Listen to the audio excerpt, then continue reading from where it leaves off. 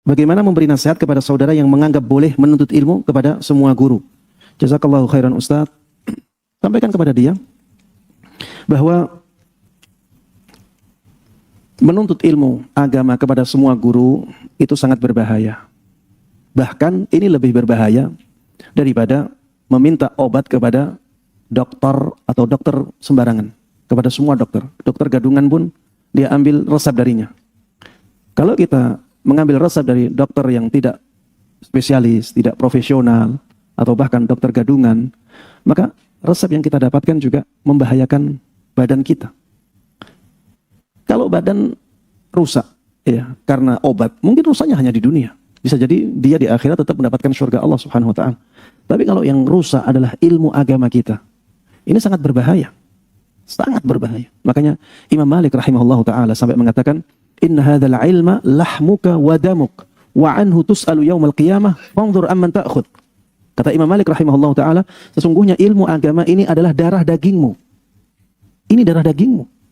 Dan nanti di hari kiamat engkau akan ditanya tentang ilmu agama ini. Maka lihat dari siapa engkau dari siapa engkau mengambil ilmu ini. Dan jangan difahami ya bahwa selektif dalam menjadikan seseorang sebagai guru agama itu berarti kita harus menolak semua perkataan dari orang lain yang bukan guru agama kita. Bukan seperti itu. Maksudnya tidak menjadikan seseorang sebagai guru agama itu, jangan kita misalnya menjadikan orang ini sebagai rujukan agama kita. Kita misalnya fokus untuk menuntut ilmu dari dia lewat video-videonya, kita catat, kemudian kita nuntut ilmu kepada dia secara runut, ya. Ada kajiannya di mana kita datangi. Ini maksudnya menjadikan dia sebagai rujukan ilmu. Menjadikan dia sebagai guru agama kita, maksudnya ini. Ini berbeda dengan menerima kebenaran. Menerima kebenaran. Ya, kita lagi ngobrol, di depan kita ada orang mengatakan sesuatu yang benar. Kita tidak harus mengatakan kamu bukan guru agama saya, maka kamu tidak saya terima kebenarannya. Tidak harus seperti itu. Kita terima kebenaran dari siapapun. Kita terima kebenaran bahkan dari orang selain Islam. Dari orang di luar Islam pun kebenaran kita akan terima. Tapi masalah yang kita bahas adalah menjadikan orang sebagai rujukan agama kita. Ini kita harus hati-hati. Setelah kita hati-hati pun masih ada kemungkinan salah. Masih ada kemungkinan salah. Guru-guru kita ada kemungkinan salahnya. Bisa jadi yang ana sampaikan salah, bisa jadi. Tapi masih lebih mending daripada kita tidak selektif sama sekali dalam menjadikan seseorang sebagai guru agama kita.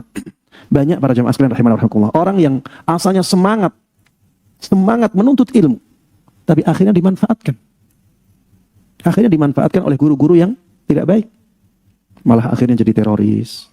Ini karena salah memilih guru. Akhirnya malah jadi orang yang menganggap kesyirikan itu biasa saja, bahkan semangat melakukan kesyirikan. Menganggap bid'ah itu biasa saja, bahkan dia menjadi pelopor perbuatan bid'ah itu. Menganggap kemaksiatan biasa saja, yang ngerokok akhirnya. Karena gurunya membolehkan rokok. Ya, bahkan saya mendengar ada orang yang dianggap guru, istrinya pun merokok. Karena pendapat dia membolehkan. Ini sesuatu yang sangat membahayakan. Akhirnya musik dibolehkan oleh dia karena gurunya membolehkannya. Ini berbahaya para jamaah. Makanya sampaikan kepada dia seperti itu. Dalam masalah dunia juga seperti itu. Kalau kita bengkel, mobil kita mobil yang bagus, kita bengkelin. Apakah kita rela bengkel-bengkel yang biasa? Kita harus selektif. Kalau kita nggak kenal dengan bengkelnya, maka kita akan ragu untuk ke sana. Ini masalah dunia. Kesehatan kita juga demikian. Anak-anak kita ketika sekolah, apakah kita pilihkan sekolah yang apa adanya? Semuanya kita boleh. Kita mau masukkan anak? Enggak kan? Kita harus pilih kan? Maka begitu pula dalam memilih guru agama. Ya, wallahu a'lam.